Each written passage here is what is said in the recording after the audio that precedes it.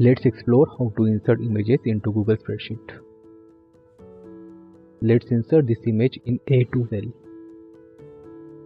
Insert the formula that's equals to image, open parenthesis, and then double quotes, and then insert the image link.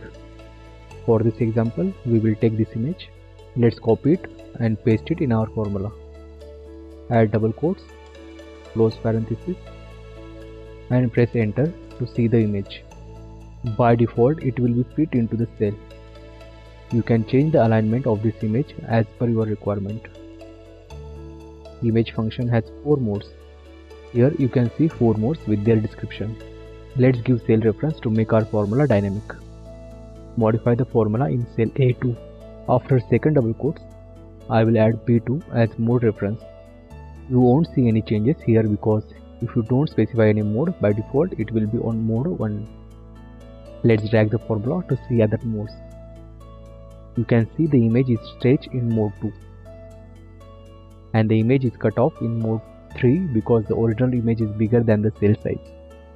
And in mode 4 we have an error because we haven't specified height and width. I have made 4 tabs to make you understand these 4 modes. In all 4 sheets, I have created 600 by 600 pixel cells to demonstrate modes and how images would look.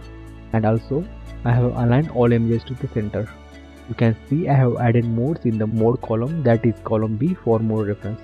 In mode 1, the image fits in the cell, though image size is 640 to 480 pixels.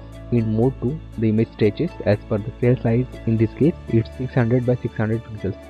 In mode 3, the image is in the original size, that's 460 to 480 pixels. And in mode 4, you can specify height and width of the image. In this example, I have set it to 500 by 500 pixels. You can see it here. For more spreadsheet tutorials, subscribe to our channel.